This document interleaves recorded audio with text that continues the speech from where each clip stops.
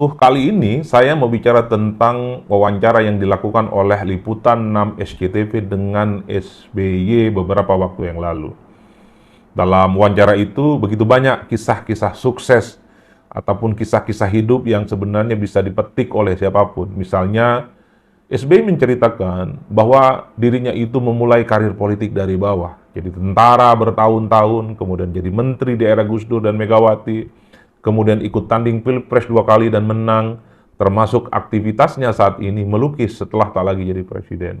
Itu adalah kisah-kisah yang dibahas oleh SBY dan disampaikan ketika diwawancara oleh SCTV. Tapi di luar itu, ada beberapa isu yang menurut saya cukup sensitif, cukup kontekstual, sekalipun sifatnya normatif dan mungkin hanya sebatas pengalaman SBY, tapi selalu dikait-kaitkan dengan kondisi politik saat ini.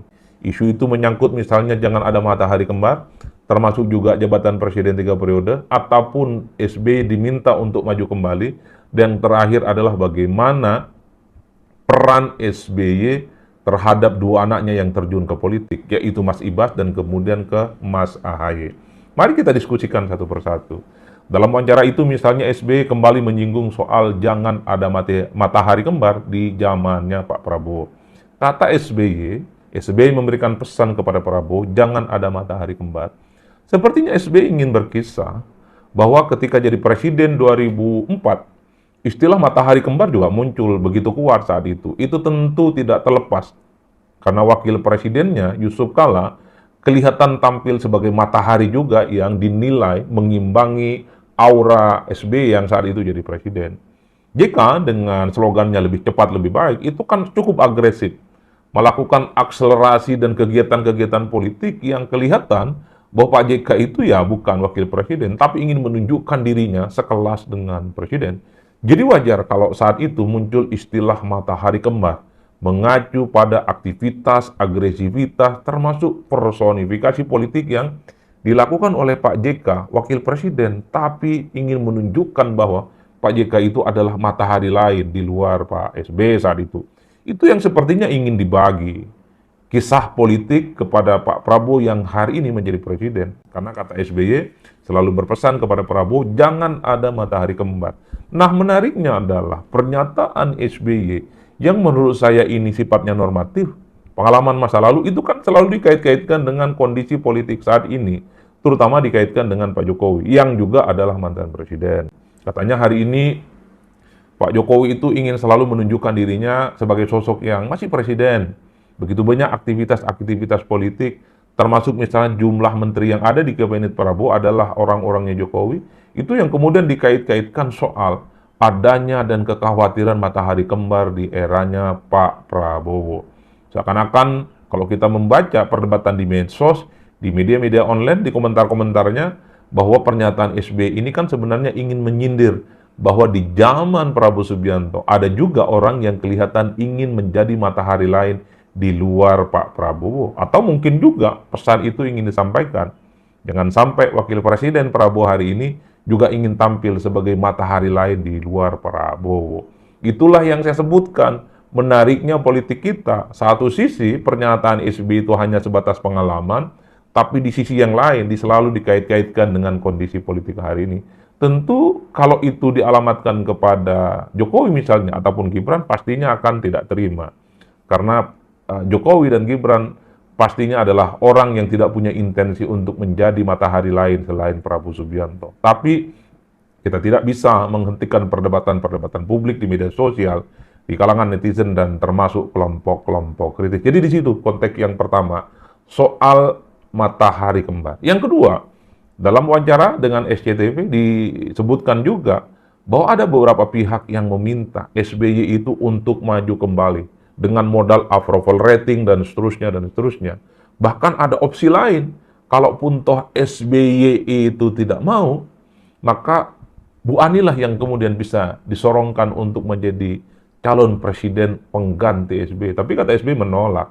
Cukup sudah menjadi presiden 2 periode dan itu adalah sebagai bukti bahwa SBY sudah cukup untuk memberikan yang terbaik untuk bangsa dan negara. Sekali lagi, pernyataan-pernyataan SBY yang menolak ketika ada pihak yang mencoba untuk merayu dirinya dan Bu Ani untuk melanggengkan kekuasaannya 3 periode dan seterusnya dan seterusnya, itu dikait-kaitkan dengan apa yang dilakukan oleh Pak Jokowi. Seakan-akan itu memberikan kesan politik yang cukup satir, bahwa dulu ya sebelum hiruk-pikuk pemilu 2024 kan cukup ramai. Ketika misalnya begitu banyak ya relawan-relawan politik, kelompok-kelompok tertentu yang meminta supaya Jokowi itu kembali menjadi presiden yang ketiga kalinya. Bahkan ada sejumlah ketua umum partai yang secara transparan, ada sejumlah menteri yang juga mengatakan mendukung Jokowi untuk yang ketiga kalinya. Tapi SBY secara eksplisit mengatakan, saya stop dan saya menolak. Karena memperpanjang kekuasaan, melebihi batas undang-undang itu tentu tidak elok secara demokrasi.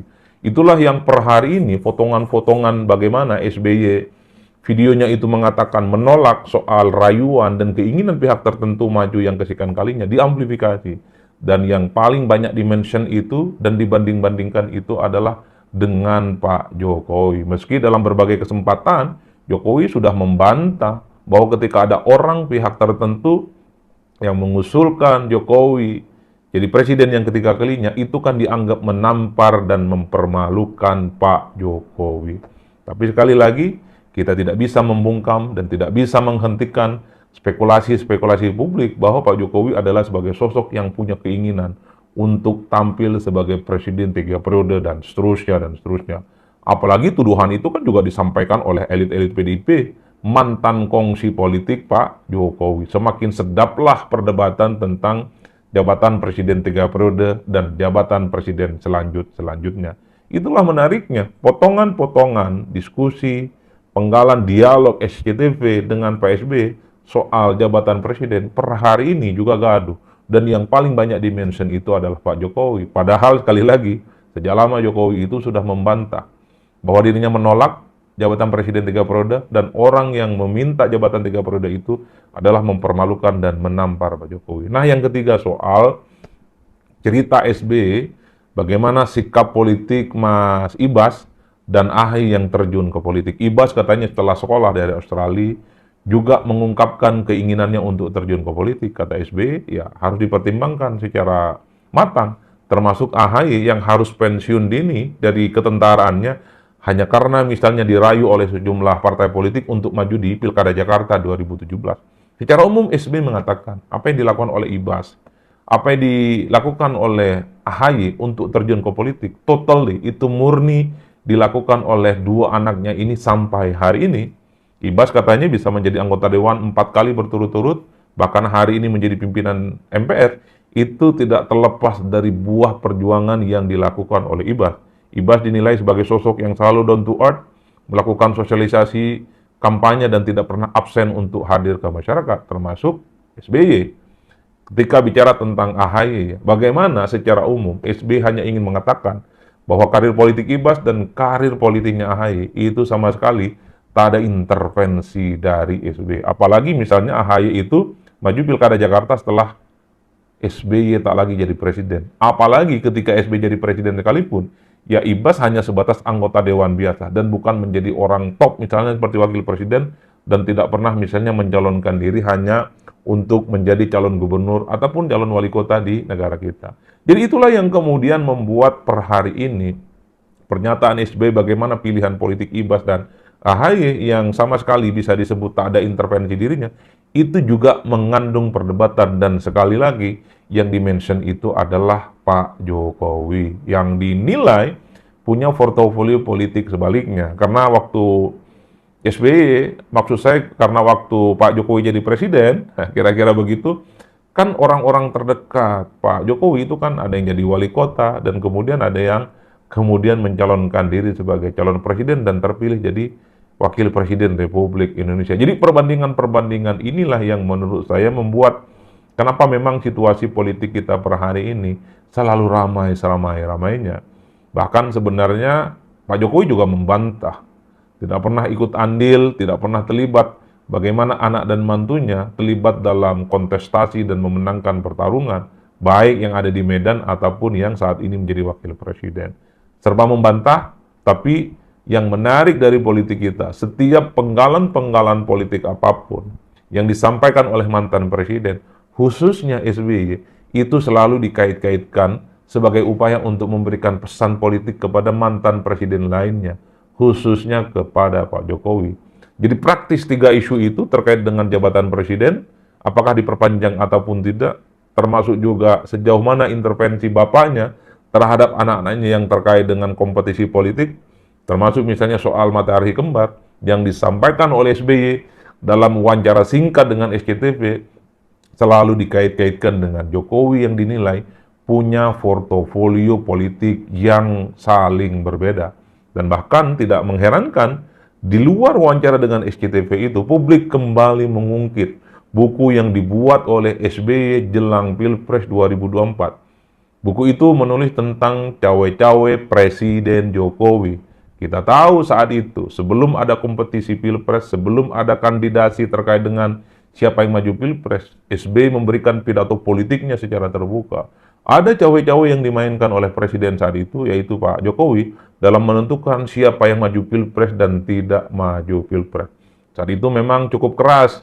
SBY mengkritik bagaimana Presiden saat itu yang sedang berkuasa ikut mengorkestrasi soal siapa yang boleh bertanding ataupun soal siapa yang tidak bisa bertanding. Jadi wajar kalau kemudian pernyataan SBY dalam wawancara eksklusif dengan SCTV yang sebenarnya sifatnya reflektif, sifatnya historis, sifatnya normatif, per hari ini itu dikait-kaitkan dengan kondisi politik hari ini, khususnya selalu dibanding-bandingkan dan dikait-kaitkan dengan Pak Jokowi. Itulah politik kita. Sesuatu yang ideal, nggak ada kaitan apapun, selalu dibanding-bandingkan. Terserah Anda, apakah pernyataan SBY itu memang sengaja untuk menyindir dan dialamatkan kepada Jokowi, ataukah sebenarnya pernyataan SBY itu murni hanya sebatas untuk memberikan refleksi bahwa SBY itu punya style politik yang mungkin berbeda dengan mantan-mantan presiden yang lainnya. Saya selalu mengatakan, dimanapun posisi Anda, mau mengaitkan pernyataan SBY dengan Jokowi atau tidak mengaitkan pernyataan SBY dengan Jokowi, itu urusan kita masing-masing.